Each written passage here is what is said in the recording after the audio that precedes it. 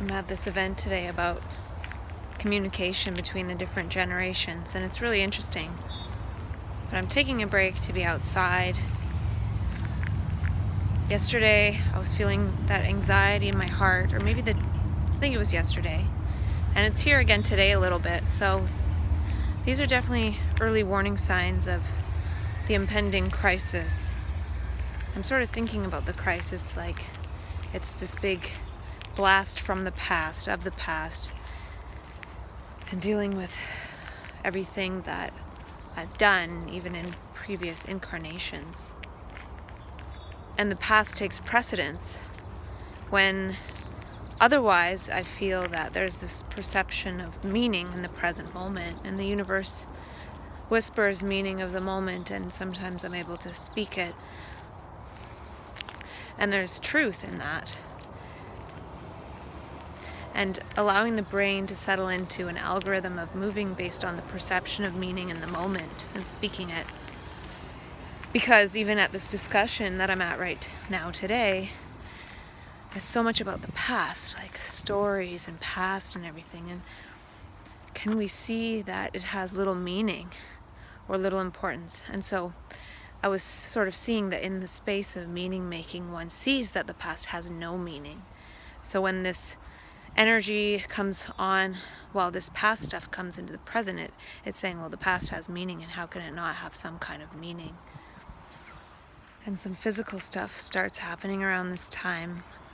My guts start to get a little more loose, and I remember that. This usually happens, I lose a bit of weight, I'm not processing food as well. And I think it's because my body's moving faster in a way relative to now, and then I don't know if it's the speeding up or the deceleration that just sort of jiggles things loose and makes things a little more urgent down there. So yeah, these are physical signs that this energy of the past, which is stored in my body, it's stored in my DNA, is going to come puffing out and make me pay attention to it. And I really hope that, I don't even care if that doesn't stop happening, but I think even in daily life it's concern about past structures and what conditioning thinks, and even though I feel like I don't care about that, the way I've designed my life shows that I do. And so I don't know, I really feel like this trip is moving from old structures, like the family structure is most important, and we need to evolve past thinking in terms of my little own family versus the rest of the world. And that's something that this energy and perceiving meaning has shown me. Like, I've been in spaces where I'm like, oh my God, the trees, oh my God, homeless people, oh my God, oh my God, oh my God. And that's not the way I was raised, but it seems like it's the way the universe is culturing this energy and my experience. And not that that means I don't care about family and things, but it means I care about them just as much as I care about anyone else in the world. I don't know. I hear a hummingbird or something squeaking. So yeah, I took a break to come outside and be with the flowers and listen to them, and I feel like the conversation, it's really good, and I enjoyed especially the morning part. It's still speaking in terms of like, what are we going to do about jobs? What about the environment? What about sustainability? We don't need sustainability. We need to see new meanings. We need creatability, the ability to create with meaning, not meaningless things. Like, anyone could create something and make millions of dollars out of something dumb. I really don't know what I'm saying, but I'm glad that I'm going on this trip as long as I can get myself there. I have a few things on the computer to do, and then start to pack. I'm going to go back inside. I think I need to quit coffee for a week or two, because that could be affecting this too. I'm going to try.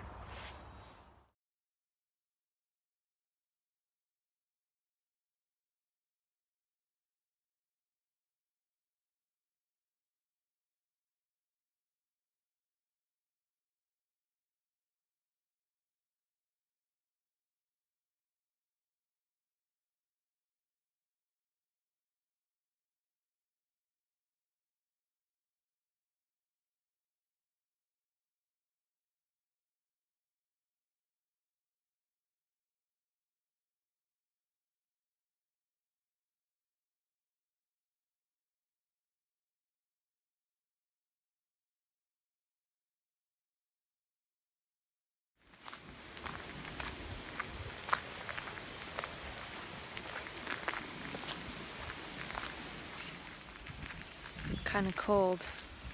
It's a bit windy.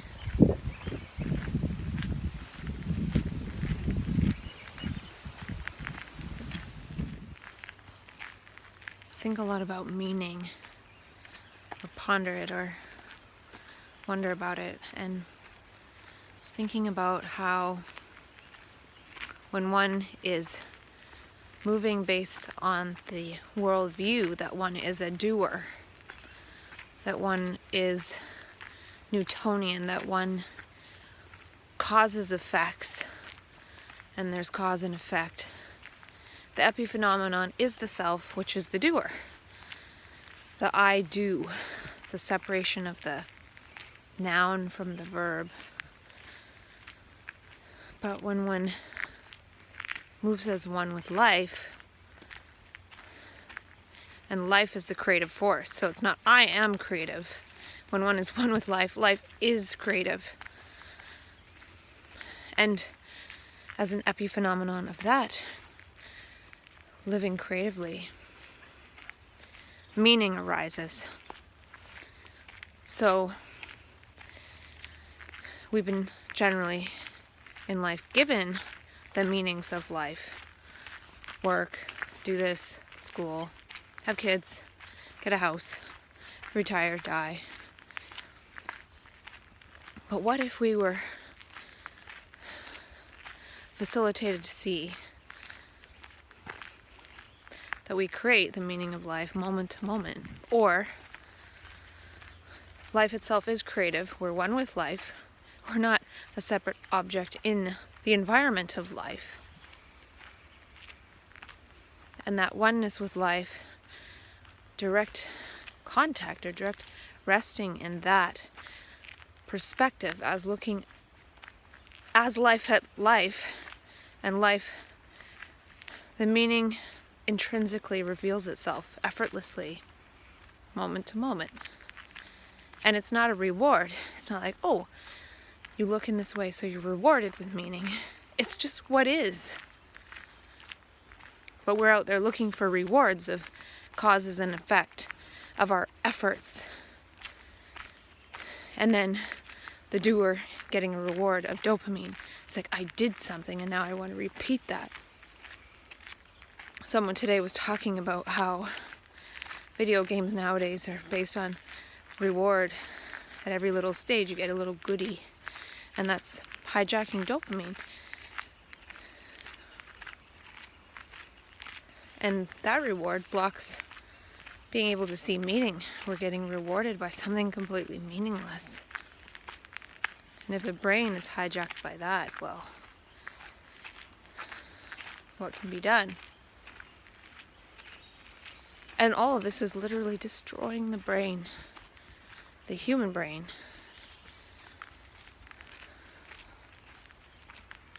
I have a lot more to talk about that I made notes of today. Meanings, extrapolations.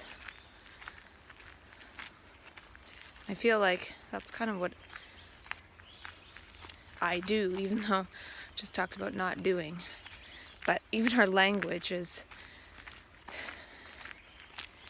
riddled with this type of languaging. Like, I do this.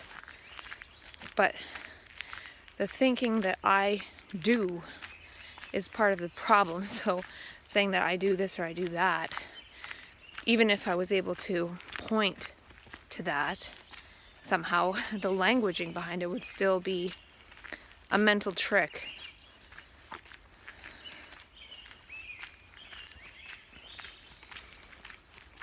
There is no I that does. And I don't know, I really don't know if that's how what manifests as this life, if that's really how it manifests, or if I'm still tricking myself and feeling like there is a doer there, or an I, or is there some semblance of it remaining for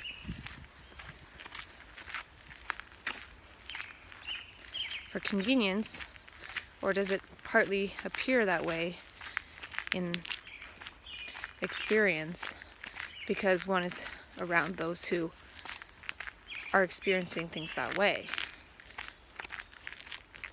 So, for example, somebody today talked about how they've seen 3 monarch butterflies, the black and yellow ones, those big ones, in the last few days. And I was driving down a road, and it's just a busy intersection, and there was one flying by. There's no flowers anywhere, it was just a road. So I've seen them too. And then it was right by us in the flowers today. I just had this sense that I brought them back with me from California. And not that I brought them back literally in a jar, but like a being going somewhere and appreciating, literally adding energy to the beauty of nature by observing it. I saw them at Esalen, there's lots. And then I saw them where I was in the last few times. And I had that experience when I came back last year. I was like, whoa, there's stuff here that's in California that it's kind of exotic, and now it's here. Probably was before, obviously, but it's about consciousness. It's not about literally transplanting something. When there's that energy of consciousness, of appreciating beauty, the beautiful things, they can't help but come back. And that's the part that human consciousness has in all of this, part of it at least. We literally don't have to do anything to save nature, protect it, help it, bring it back. But if we really sat with it and could see nature as nature, it would come back. No doing required. And so when I was saying I brought the butterfly here, obviously I didn't bring it. There's no such thing as time and space. When I'm saying I brought the butterfly, I'm saying it as I, as nature, as human beings, are nature too. So it's an acknowledgement of being one at nature, with nature, to say, I brought the butterfly here. When people who go into altered states sometimes say weird things like that, but they're speaking as nature and life itself. So what it's saying is, I, a human being who is a manifestation of life itself brought the butterfly here, blah blah. And that happens. That's why some of this weird stuff happens. It doesn't make sense.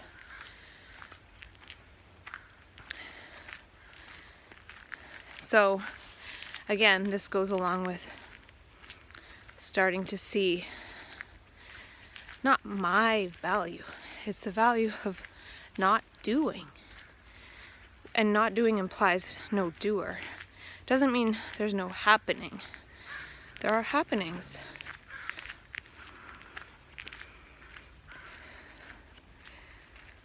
And even if one said, well, no, okay, I didn't say that thing, but I brought the nature here, the butterfly.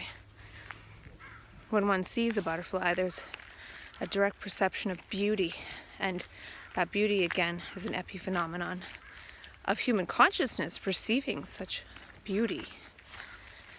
And that energy is released in consciousness, in the brain, and in the collective nervous system. And there is a change to perceive that beauty.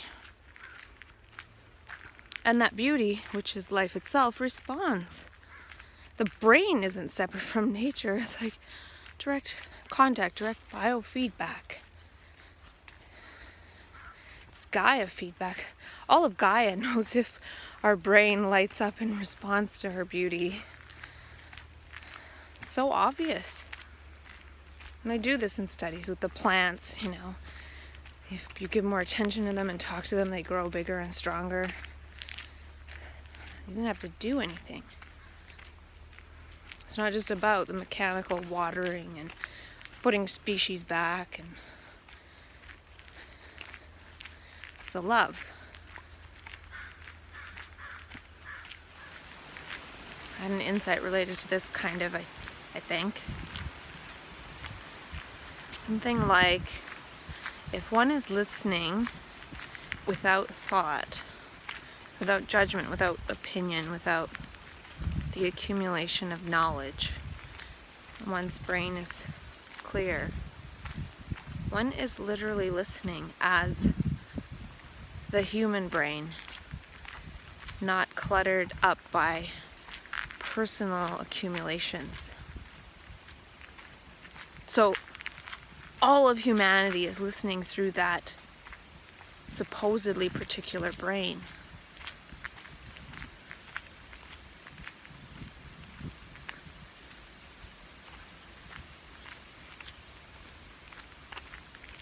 And it has an effect, not an effect.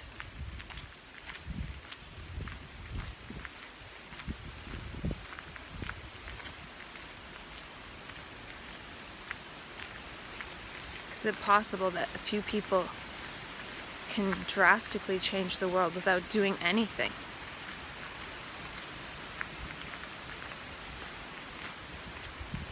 Just in knowing that the whole universe is listening through that human brain. And when one is thinking in terms of self-centered activity, that listening isn't happening, so the brain cells aren't able to listen. But since each brain is all the brains, one brain listening is like all the brains listening.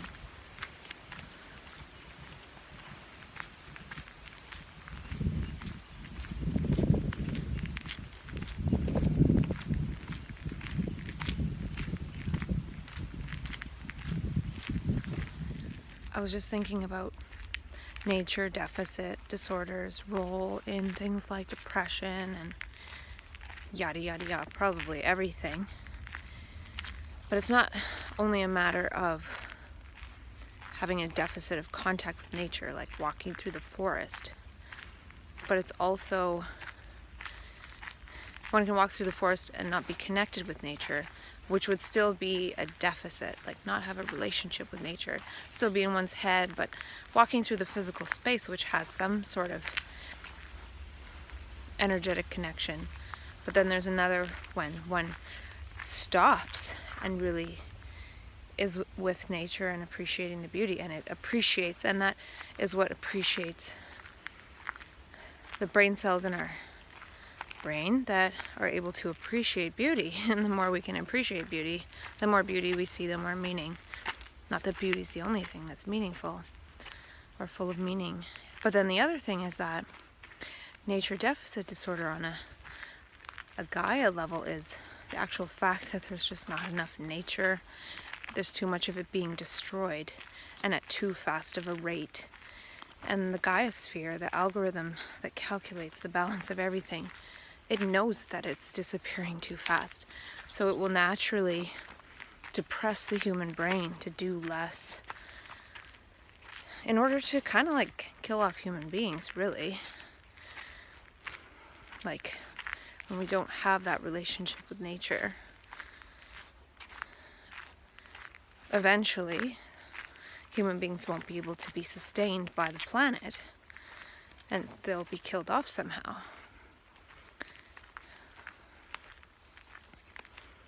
And when people feel like unseen and in a way they are connecting with nature, in that nature feels unseen and unappreciated. So it could be that even in depression, we are connected to we're connected to something else, some other algorithm, because if we were truly connected to the human success algorithm, we'd be like, oh, I'll just do some of that and that'll make me feel happy and meaningful. But it's not ultimately meaningful. So we feel that meaninglessness of that structure, which, what I'm trying to say is nature knows the meaninglessness of that structure, and it also knows what it means for nature at the same time. So being depressed by all this crap actually could be closer to intelligence than being stimulated by it and deriving pleasure from it and all of that. One might have the personal feeling of, I can't keep doing like this, I can't go on like this is meaningless, life has no meaning. From nature's perspective, if nature were to think in human language and thoughts, it's likely thinking the same thing. So we could be tapping into a communication with nature, with the whole, with Gaia.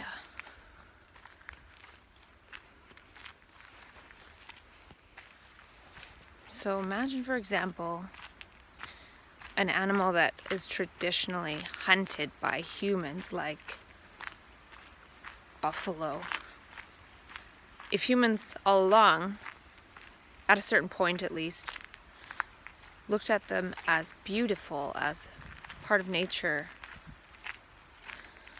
and the buffalo were looking back at us, those animals, they'd be around and they wouldn't be afraid of us.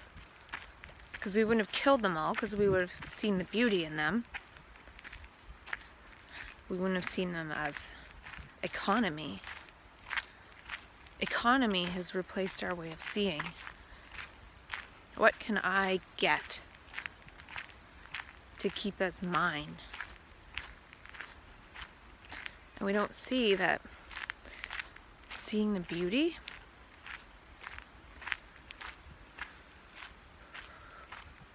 then we have everything. We are everything. We are that beauty, we are that meaning. And life is intrinsically meaningful, the living of it. Not living in order to get, which isn't living at all, it's being controlled. It's being driven away from the innateness of life.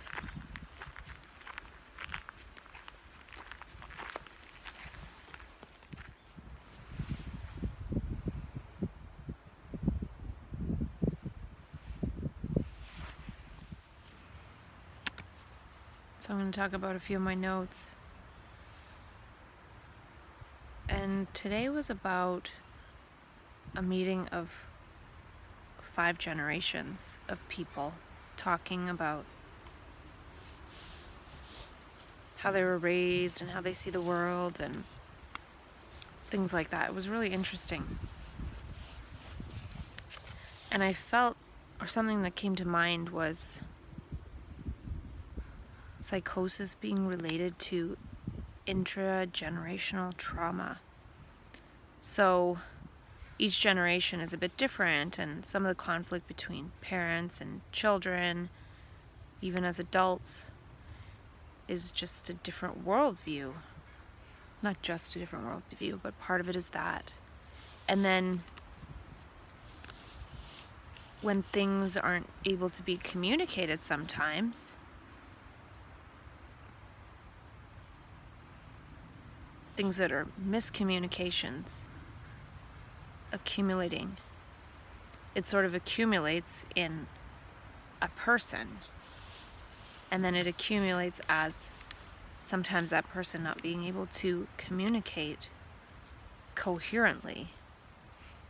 And that person is often in a visionary state where they can see things that aren't there. But the thing is, all those things are there. All time is now. So everything is now. So when they're seeing something that's not there, that someone else can see, it is literally there. It's all there. I was listening to something by Dr. David Bohm, and he's talking about how everything enfolds everything else. So it's all there here now, but we go into space where we can see things that are in the supposed past here and now. And that's not something wrong, it's actually true that everything is now. But it's uncomfortable because if they start trying to communicate those things that sort of got missed or lost in translation, or if somebody can see things from the past that don't want to be seen, then that makes others pretty uncomfortable. So I was thinking, we're talking about these generations, like these chunks of time, like this period of time to this period of time. There's the millennials, the Generation X, there's the silent generation, and the boomers, and the iGen, and I was thinking, well, there's these phenomena manifesting throughout the generations, like supposed psychosis, which is a representation of a lot of the miscommunication, that we're not on the same page, in that if one generation has certain programming and the next has a different programming, we're competing with our programming to try to force that programming on another, which is an act of violence. It's not an act of communication. It's not an act of love. So, this love masquerading as violence sometimes accumulates in some people to the point where they end up acting out violently, but really the subtle violence masquerading as just how humans are can get picked up on by others because it's there, and then they act violently according to whatever. Not always, but all this self-harm is violence directed towards the body. And I've talked about how the self is harm. I'm not really painting this picture very well. I don't know what I'm trying to say. I guess what I'm trying to say is it's not so cut and dry as, oh, well, there's how the boomers were raised and the silent generation, and there's like this line, and we just see things differently, and nothing trickles between the two. There's all this conflict, there's all this misery resulting from that, and wanting people to be a certain way according to how they were raised, but people don't see the way they were raised as already old news the second that a second passes. So the people that lose the ability to be so programmed get marginalized, and that is intergenerational. It's happening all the time. Like, look at all the iGen, the new generation. Look at all of them that are killing themselves. That's not success. That's not love. They're seeing this world as meaningless. And it is, as it's designed. And then one feels the only way out is to end the body. That's one way out, but it's not the only way out. And also,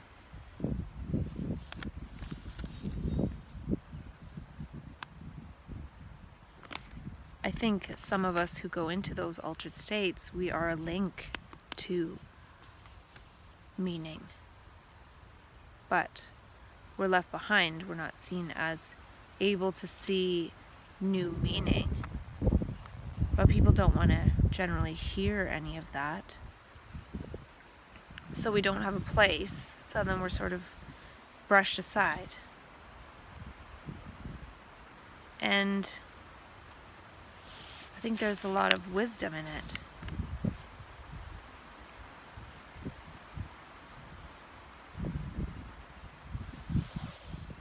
I feel one of the biggest problems is we don't know how to make meaning, as in literally create it by seeing it directly from direct contact with life in the moment. And I realize that a lot of times we rely on other people's stories in order to learn. And story making, it's still from the past. Though one can be talking about that and have a sort of direct perception in the moment, but I kind of wonder about relying on stories to learn. I feel it's possible that stories might be helpful clues in finding people who resonate. So if somebody's sharing their bizarre experiences, then it might be signs that they're a resonant co-creator. But we could sit and tell each other stories all day long, and that, I don't know what that would do. It seems to reinforce me as this separate, special experiencer. And like getting pleasure, entertainment from other people's stories. I'm not sure.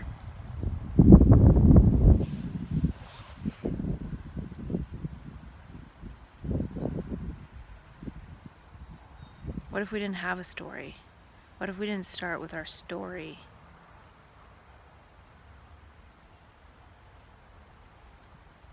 What if we said, I don't have a story, I'm interested in what is here right now?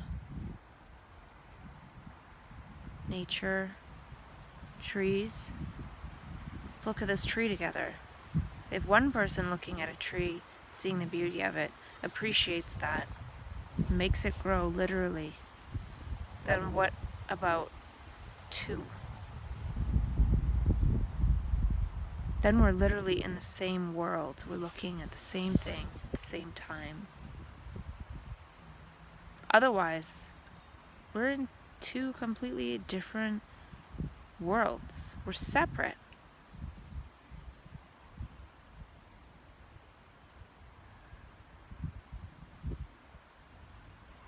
And not that we would sit there and look forever at a tree, but having that capacity to look together is what is important.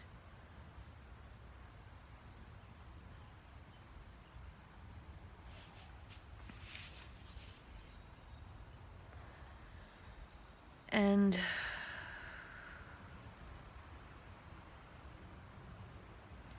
yeah, I do feel that the next age will be the age of meaning. Because there's so much information, and we haven't quite seen for real that there's no need to store it in the brain anymore. We have these phones and things.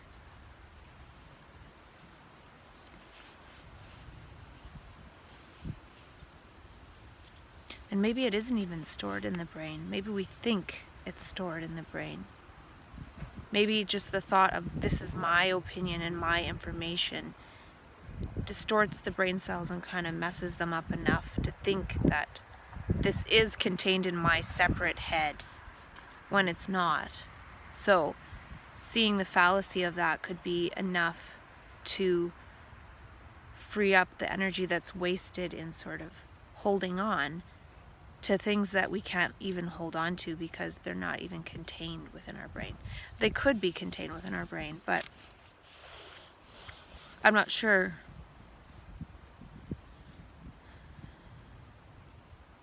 I remember Krishnamurti and Dr. David Bohm talking about how thought is a material process in the brain. And it seems that thought operating in the brain seems to limit it to what it thinks it has learned as knowledge and memorized.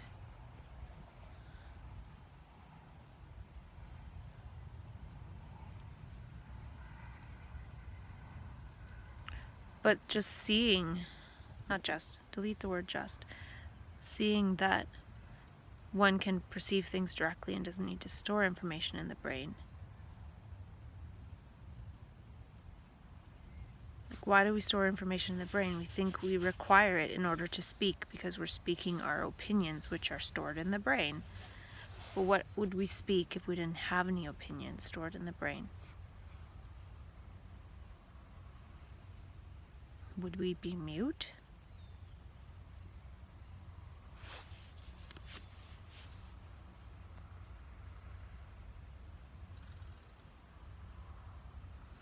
seems that the brain could move on to be utilized as that which can access information and find information, but it doesn't need to store it. So for example, if somebody says something and I think it's interesting, I write it down in my notes in my phone, stored in my phone, not in my brain, and if I need to recall it later, I look it up in my phone, or I already have a sense of what it was, or I don't write it down at all, but I don't need to store it in my brain. And then I realize that my brain can, whatever the information it needs, and maybe it doesn't even need information. Maybe it needs meaning, or to be able to quickly see meaning. So there's information, but how does one make meaning out of it? So all of this information around me right now in terms of energy and light and consciousness and life, how does the brain make meaning out of it? So one could feel like there's so much information overload, or one could realize that everything has meaning, and one can't know the ultimate meaning or the meaning of everything at the same time. But if one's brain is operating in the field of meaning, what isn't necessarily meaningful will arise in the moment, as opposed to what is necessarily informative or a necessary opinion. We think opinions are necessary.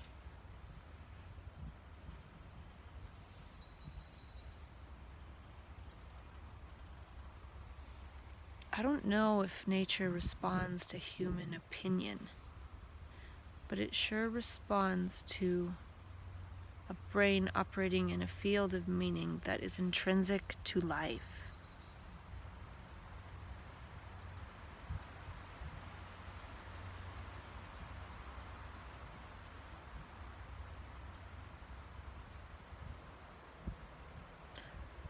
It's understanding that there's this vast, infinite meaning, and that one gets to dance and bathe in it.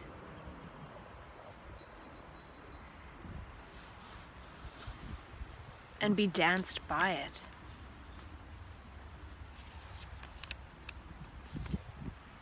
And tonight is Saturn Quincunx true node, which I didn't quite figure out what it meant.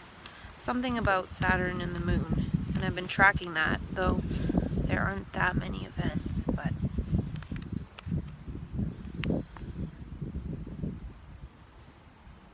and somebody mentioned the word insular, to insulate oneself, and I was thinking that the self is insulation.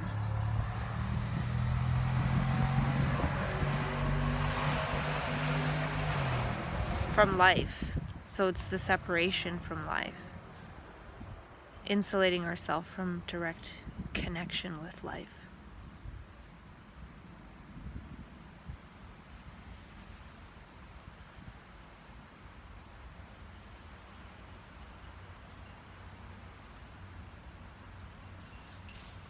And another point that got brought up was how people in the millennial generation don't know what they want to do.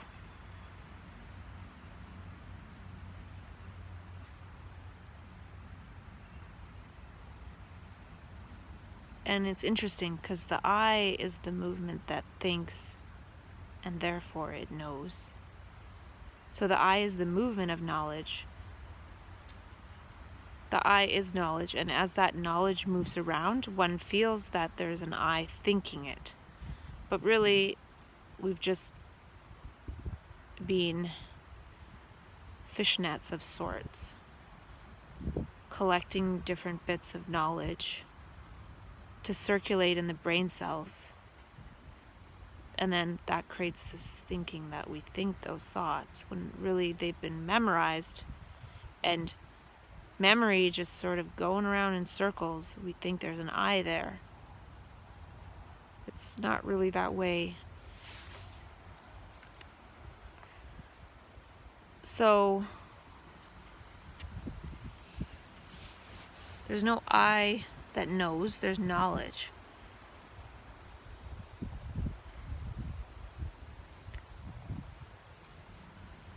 So, not knowing what one wants to do. And the I is the feeling of doership. So, not knowing what one wants to do is maybe a little bit closer to the truth because of seeing that one can't do anything. There is no I that does anything. And when one perceives that, there's a different movement, a different happening.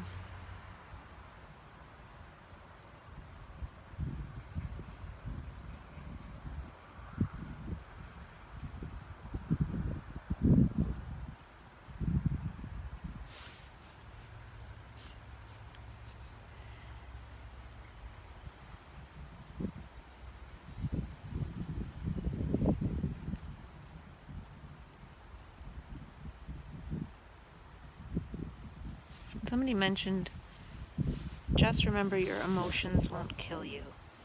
And I was pondering that in relation to how in a few weeks I perhaps will have a big emotional release, a crisis of sorts, or maybe a transformation. I'm wondering if amongst conditioning it creates a crisis, behaviors that manifest as in crisis, because it's crisis in relation to one's situation and how one has been situated. One realizes that one has been situated and moved to that point of crisis, but in a different environment where the situation's different, perhaps something else happens. I don't know. But that emotional release can't kill the body. Well, there could be mechanisms that it could. But I was feeling a little more of that energy in my heart, and then a bit of a vibration in my sacral area. And it was there, but I was noticing that I didn't create any kind of emotion from the physiological sensations. There was no fear, and I was even questioning whether or not they were uncomfortable. And it went away, and I didn't have to do anything. I didn't take anything. It just went away at some point. Didn't really notice. So calling it fear or uh-oh could be taking notice of it or making note of it and attaching a label to it, a word, or attaching some kind of fearful possible future to it, which might be part of what creates that future possibility. Naming it that. But I don't want to go along the lines of, oh, that just means nothing's going to happen because I'm able to move with it in a different way. I really have no idea.